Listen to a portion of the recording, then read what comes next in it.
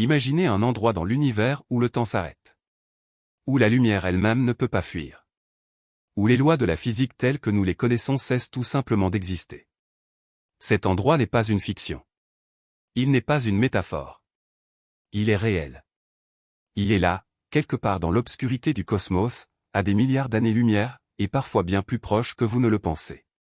On l'appelle trou noir supermassif. Et ce que les scientifiques ont découvert à l'intérieur va remettre en question absolument tout ce que vous croyez savoir sur la réalité. Accrochez-vous. Ce voyage ne ressemble à aucun autre. Pour comprendre ce qui se passe à l'intérieur d'un trou noir supermassif, il faut d'abord saisir l'échelle absolument insensée de ces objets. Un trou noir supermassif n'est pas simplement grand. Il peut contenir des milliards de fois la masse de notre propre Soleil. Certains des plus grands connus dans l'univers observable ont des masses équivalentes à des dizaines de milliards de soleils. En comparaison, notre Soleil est un grain de sable face à une montagne.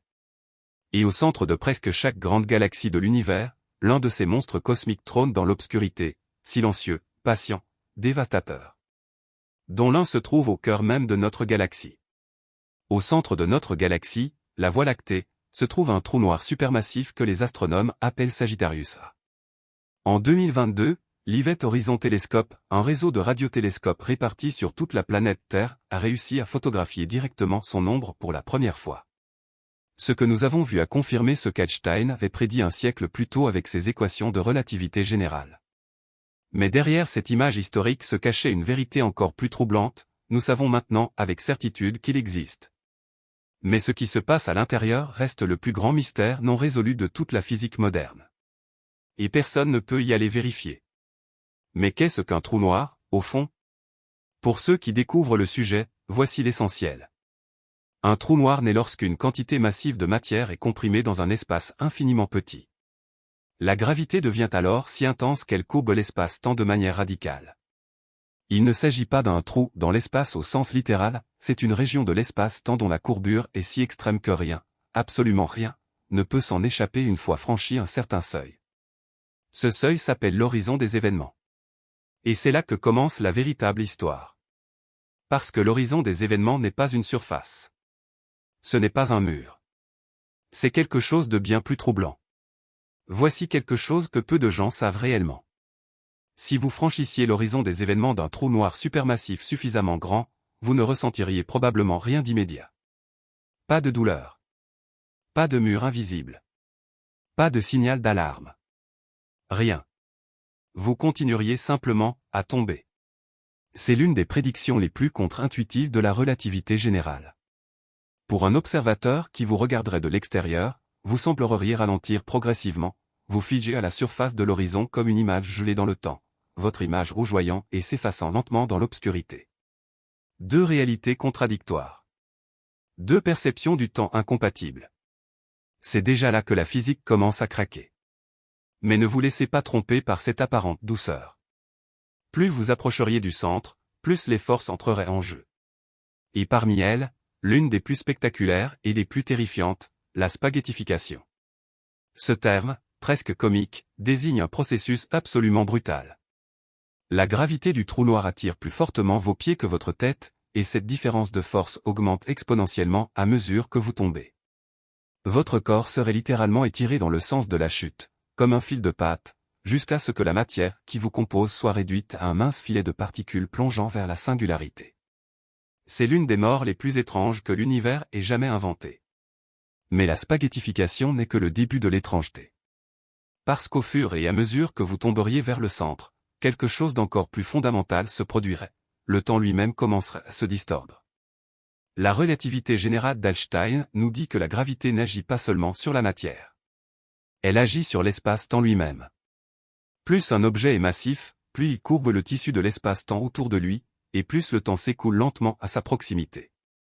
À la surface d'un trou noir supermassif, cette distorsion temporelle atteint des niveaux absolument incompréhensibles pour notre cerveau. Une seconde pour vous pourrait valoir des milliers d'années pour le reste de l'univers. Le temps n'est pas une constante.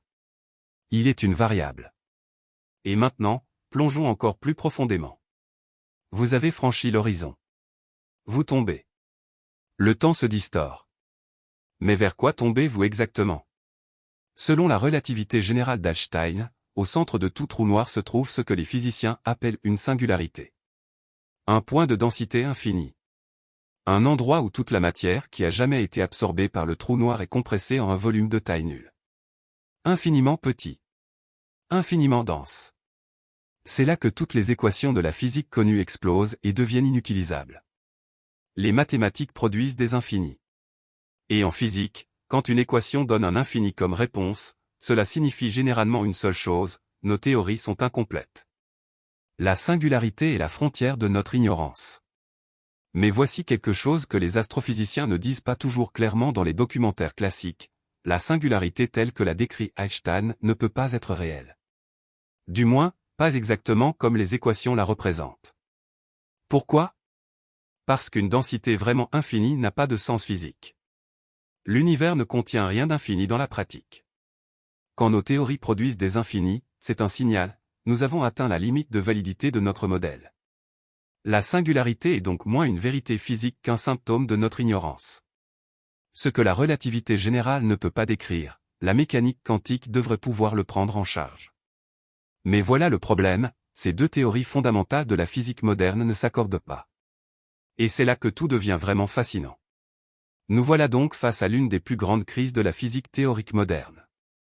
D'un côté, la relativité générale d'Einstein, la théorie qui décrit à la perfection la gravité, l'espace-temps, les trous noirs et le cosmos à grande échelle. De l'autre, la mécanique quantique, la théorie qui décrit avec une précision extraordinaire le comportement des particules subatomiques, du vide quantique, des champs d'énergie. Ces deux théories sont parmi les plus vérifiées et les plus précises de toute l'histoire de la science. Chacune fonctionne parfaitement dans son domaine. Mais dès qu'on essaie de les combiner comme il le faudrait pour décrire l'intérieur d'un trou noir, elles entrent en conflit direct. Et c'est précisément de ce conflit qu'est né l'un des paradoxes les plus troublants de la science contemporaine. Ce paradoxe porte un nom, le paradoxe de l'information. Et il a tenu les plus grands esprits de la physique théorique éveillés pendant des décennies. Voici la question au cœur du problème. Lorsqu'un objet tombe dans un trou noir, que devient l'information qui le définissait? En mécanique quantique, l'information ne peut jamais être détruite, c'est un principe fondamental.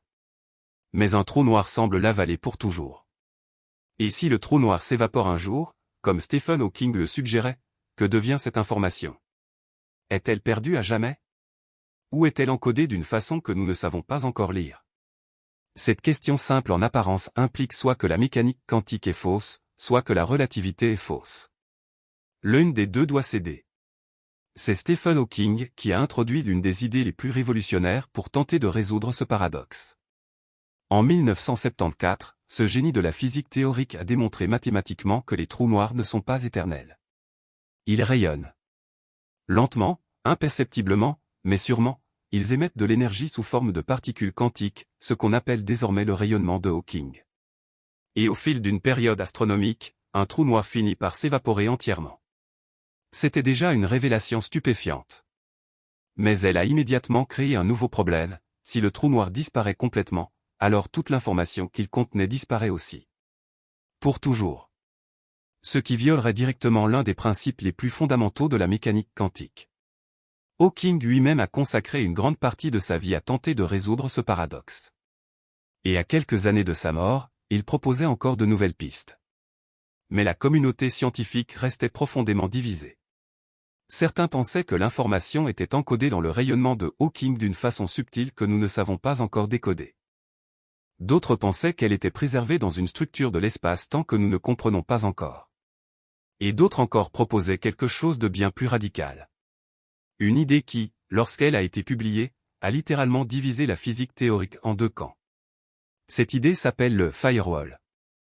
Et elle implique que tout ce que vous pensiez savoir sur ce qui se passe à l'horizon des événements est faux. Le firewall, ou mur de feu, est une théorie proposée en 2012 par un groupe de physiciens théoriciens, Ahmed Ameri, Donald Marolf, Joseph Polchinski et James Sully. Leur argument était aussi simple qu'explosif. Si l'information n'est pas perdue, si la mécanique quantique a raison, alors les particules qui s'échappent du trou noir sous forme de rayonnement de Hawking doivent rester intriquées quantiquement avec ce qui est encore à l'intérieur. Mais cela violerait directement un autre principe fondamental de la mécanique quantique. Pour résoudre cette contradiction, les physiciens ont conclu que quelque chose de violent devait se produire exactement à l'horizon des événements. Un véritable mur de feu. Une paroi d'énergie intense qui incinérait instantanément tout ce qui s'y aventure. Et voilà la révélation qui a tout chamboulé. Si le firewall existe, alors Einstein avait tort sur un point crucial. Selon la relativité générale, un observateur franchissant l'horizon des événements ne ressentirait rien d'anormal, simplement une frontière invisible. Mais si le firewall est réel, cet observateur serait instantanément réduit en cendres quantiques. Les deux théories ne peuvent pas avoir raison simultanément. Quelque chose, dans notre compréhension fondamentale de l'univers, est profondément faux. Et voici ce que cela implique réellement. L'intérieur d'un trou noir n'est peut-être pas ce que nous croyons. Peut-être n'y a-t-il aucun intérieur. Peut-être que la singularité n'existe pas comme nous l'imaginons. Peut-être que la réalité elle-même est codée d'une façon que notre physique actuelle est incapable de voir. Depuis la publication du paradoxe du firewall, la physique théorique mondiale s'est mobilisée. Des dizaines d'équipes ont proposé des solutions alternatives. Certains invoquent la théorie des cordes, selon laquelle les particules fondamentales ne sont pas des points mais des filaments vibrants d'énergie, une théorie qui pourrait réconcilier la gravité quantique et la relativité. D'autres font appel à la holographie quantique, l'idée troublante que toute l'information d'un volume tridimensionnel de l'univers est encodée sur sa surface bidimensionnelle et comme un hologramme. Et si l'univers tout entier n'était qu'une projection holographique? Et si les trous noirs étaient précisément les endroits où ce code holographique est le plus visible, le plus nu, le plus révélateur de la nature profonde de la réalité? Il existe une autre piste, encore plus radicale. Certains physiciens théoriciens, dont des chercheurs de très haut niveau, suggère que la singularité au cœur d'un trou noir pourrait en réalité être la porte d'entrée vers un autre univers. Non pas une métaphore. Non pas une figure de style. Une prédiction mathématique sérieuse. Les solutions aux équations de la relativité générale permettent l'existence de structures appelées trous de verre, des ponts dans l'espace-temps reliant deux régions de l'univers, voire deux univers distincts. Et si chaque trou noir était, en réalité, l'entrée d'un tel pont? Si la singularité n'était pas une fin d'un passage? Si ce que nous appelons intérieur du trou noir était en réalité l'extérieur d'un autre cosmos entier, d'une autre réalité, d'un autre Big Bang? Revenons un instant à Sagittarius A, le trou noir supermassif qui repose au cœur de notre propre galaxie. À environ 26 000 années-lumière du Soleil. Et ce que les observations les plus récentes nous ont appris sur lui est fascinant. Les étoiles qui orbitent autour de lui se déplacent à des vitesses proprement vertigineuses, certaines à plusieurs pourcents de la vitesse de la lumière. Leur trajectoire, mesurée avec une précision extraordinaire au fil des décennies, confirme avec une certitude quasi absolue la présence d'un objet de masse colossale en ce point précis. Sagittarius A n'est pas une menace immédiate pour la Terre. Mais il façonne silencieusement la dynamique de toute notre galaxie depuis des milliards d'années. Et il continue. Alors, que savons-nous vraiment de l'intérieur d'un trou noir supermassif? La vérité honnête est celle-ci, nous ne le savons pas. Nous avons des théories. Des mathématiques extraordinairement sophistiquées. Des prédictions qui se vérifient à l'extérieur de l'horizon. Mais personne n'est jamais entré dans un trou noir. Personne ne le peut. Et même si quelqu'un le pouvait, aucune information ne pourrait jamais remonter pour nous le raconter. C'est là la frustration la plus profonde et la plus belle de la physique des trous noirs. L'intérieur est, par définition, hors de portée de toute observation directe. Nous sommes condamnés à raisonner depuis l'extérieur. Mais c'est précisément cette limite absolue qui pousse les esprits les plus brillants de notre époque à imaginer des théories de plus en plus profondes, de plus en plus radicales, de plus en plus révolutionnaires.